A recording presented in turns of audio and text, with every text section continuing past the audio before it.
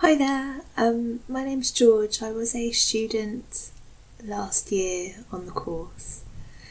I was part of the Fashions and Embodiment Studio, and I also was part of the Caretakers brief that ran last year as well.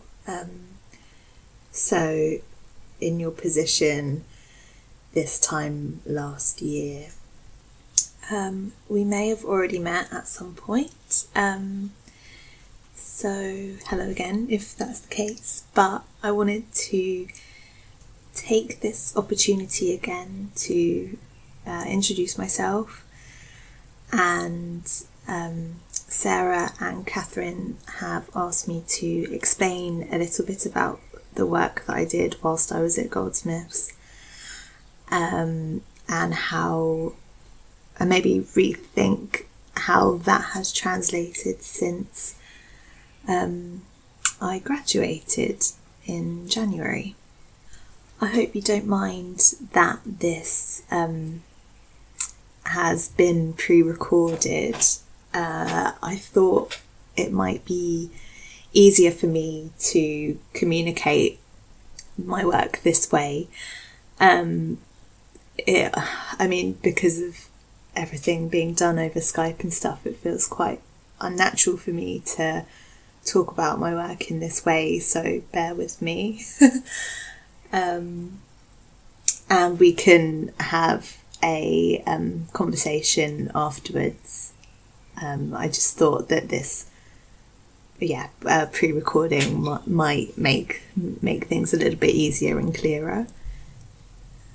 It might be worth mentioning that before I came to Goldsmiths, I came from a BA in fine art, which was primarily a painting degree. But when I finished that, I moved more into working with textiles and clothing, and I began to work as a freelance seamstress, as well as within retail in a shoe shop. So I was thinking a lot about the clothing that I was making and also selling to customers in the retail job, and I started noticing kind of strange practices that were small parts of a huge fashion industry, and that became very interesting for me. So my intentions when I enrolled to Goldsmiths on the Fashions and Embodiment course were to help me think more critically about the fashion system, and find a way to develop a design practice that questions things, that questioned the fashion system and reflected upon it in some way. I often found articulating myself quite difficult, and that translated into my writing, and it became quite a struggle to just articulate my practice to people. I found it much more comfortable to use material and making as a way of communicating. But in terms of public speaking or writing, I really struggled, and it became a bit of a fear for me, just within my kind of school, academic, and then professional life. So I began to use the time on the course to really challenge that fear of articulating myself to people, and each kind of moment we had to present work in progress presentations, end of term presentations, I would try and design how I would articulate the work that we had done, and it became a bit of a ongoing meta kind of design going alongside my material work that was happening. It was always helpful to have the objects laid out around us, and we began speaking sat on the floor often, everything laid out, touchable, cushion, like everything comfortable, so we'd often lay out cushions. Most of the material work was textiles, so it kind of made sense to have it like a kind of soft floor, comfortable space where people could sit and spend time looking at the work. And we began to have these quite natural, casual conversations surrounded by these material experiments that we were doing. It was during our time working on the Caretakers brief that we started to tune into the kind of small acts and gestures of care, and we began documenting those acts. So it was after a workshop with Celia Pym where we were darning holes in garments. She got us to start really kind of thinking about a very small gesture or act, and then kind of using that as a starting point to then think about a bigger picture. As we were collaborating, it was quite easy to get wound up in these kind of big problems, trying to find solutions to things, and we'd kind of go round and round in circles, becoming a bit overwhelmed with a large problem that we were kind of like unprepared, incapable to solve necessarily. And in our group situation where we were working, we were sort of pulling our hair out to try and find where to begin. And so it was that kind of small starting point of the darning that switched on a bit of a light bulb, and we were like, okay, we don't have to try and solve a big thing. Care exists within a very tiny thing, and that is easy or easier to really hone in on and think about. So in our group, we started to find things to repair. More and more, I was kind of looking on eBay. I was getting in contact with people, asking friends if they had anything that needed fixing. We were like washing things, we were kind of really going all in on repairing garments and textiles. And all along that process, we were documenting everything. So every kind of conversation we had, we'd keep a log of it. Every kind of email I sent. By the kind of towards the end of the project, we had quite a lot of scans of our mending, and kind of correspondence, like conversational work that we'd kind of gathered in like paper documentation. And we almost kind of threw away this notion of needing to produce an outcome or working towards producing a kind of final finished object or solution. But what we did have was this kind of practice, this ongoing work that was centered around repair and noticing things.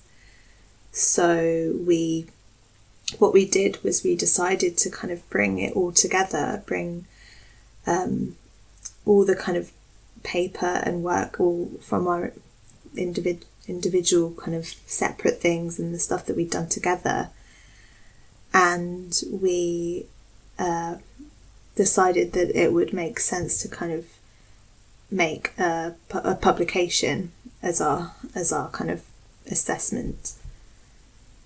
So what we did was we laid out everything on the floor in the Soko,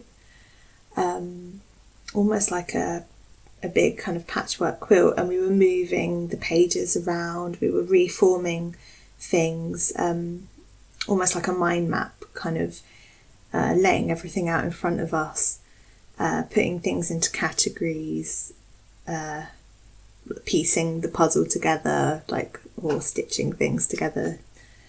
And we kind of came up with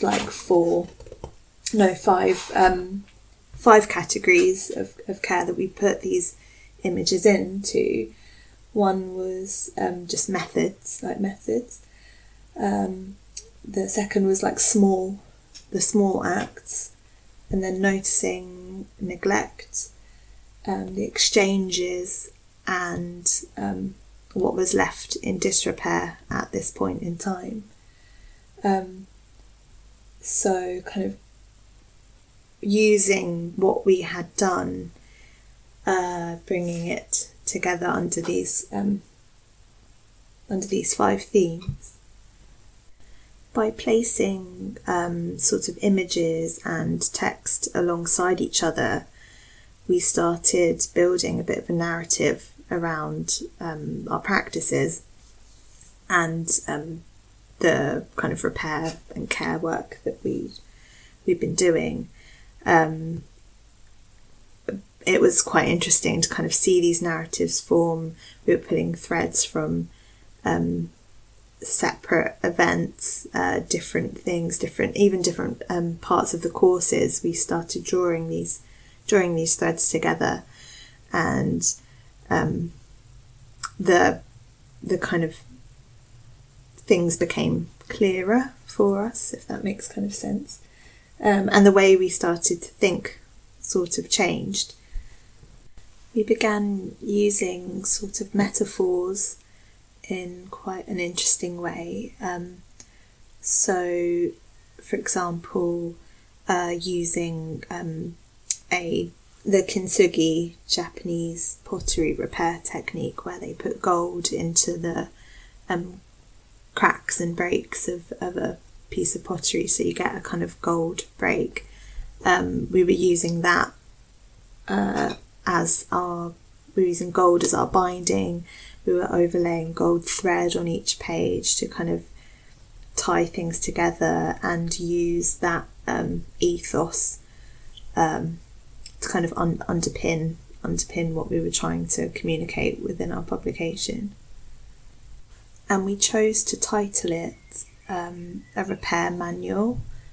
So using the word manual, playing on its kind of double meaning. So one, as a sort of set of instructions, and two, meaning done with your hands. So that alluded to the kind of handmade, personal kind of touch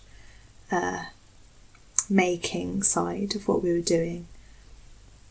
So as time went on the course,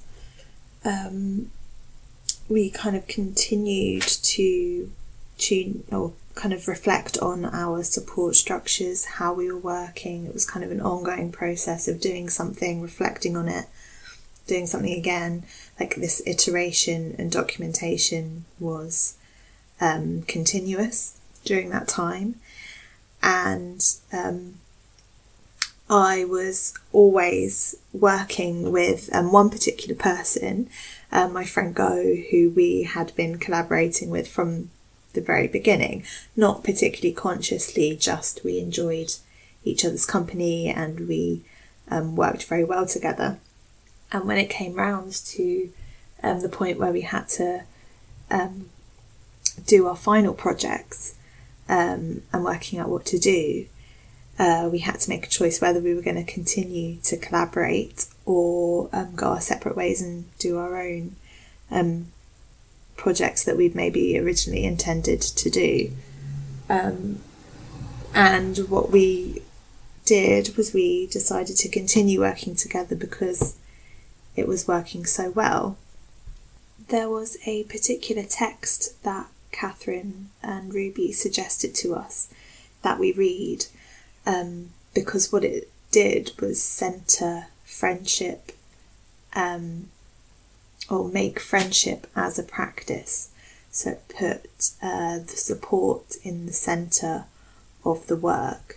The text is called The Company She Keeps by Celine Condorelli, and I really recommend it if anyone's interested. There's a couple of quotes that I'd like to read because I think they really help sum up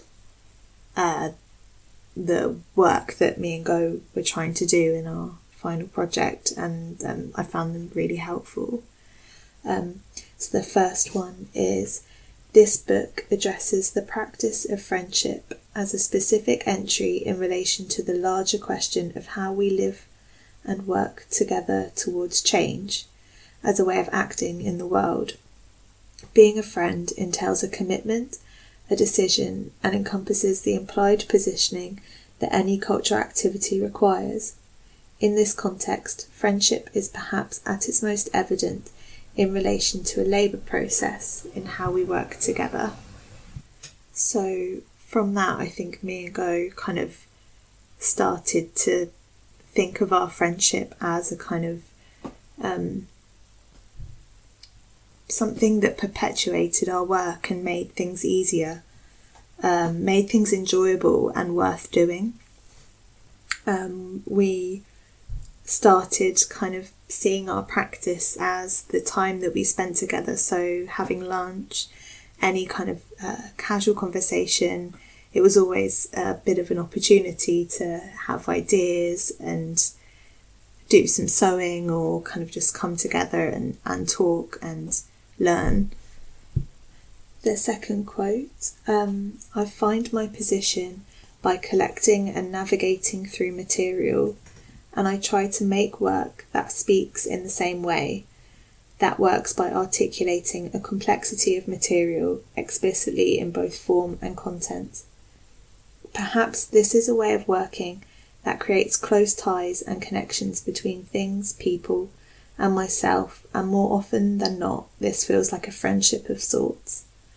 I work by spending time with things I have collected, with the references that I carry along, with the numerous voices of friends, acquaintances, and peers that are part of the process of developing work, which also include the essential voices of inspirational thinkers from the past that populate our thoughts and conversations and are thus also present." So we started seeing the conversations we were having as a material to work with, as a kind of resource almost. So we were documenting them, and we started inviting others to have conversations with us, and we were also recording them. And it eventually kind of became a sort of podcast / conversational archive where we were transcribing, reworking the conversations, kind of using them to create narratives in sort of a similar way to what we were doing with the repair manual, like patching things together, reforming things and ideas. We were finding it helpful to use lots of textile metaphors in our language, kind of drawing on the etymology of the word textile and text, like weaving, stitching, patching, using all these kind of metaphors within our language to help us think through ideas. And it helped us join it to our material practices as well, and our original interest in fashion and design. After we'd collected a few of these conversations with others, after we'd invited a few people, we started noticing that they were quite mutually beneficial. And Catherine and Ruby asked us, or commissioned us to record one for their work and show in the Fashion Constellations exhibition. So that's kind of like an ongoing thing that's happening at the moment, where we're documenting or helping them document their work in this conversational way. I think this time in quarantine is quite an interesting challenge for practice, especially in regards to the themes that I've been talking about. It's in a way becoming more difficult to sort of connect in person, and we've had to kind of adapt to having these conversations apart, not in person. There's a few of us who since graduation wanted to keep kind of studio culture and collaborative nature to the work that we were doing, and we were setting up kind of like a residency within the SoCo, so we could continue using that space and have conversations with the kind of current MA cohort, as well as with each other. And with the quarantine, we haven't been able to use that space, so it's been a kind of ongoing thing to try and find a way to do it from a distance. And one thing we've been trying is a kind of collective blog where we can share like thoughts, write diary entries almost, document our day-to-day. And through doing that, it's kind of an interesting reflection on our kind of domestic spaces, how we're using them and how we're communicating.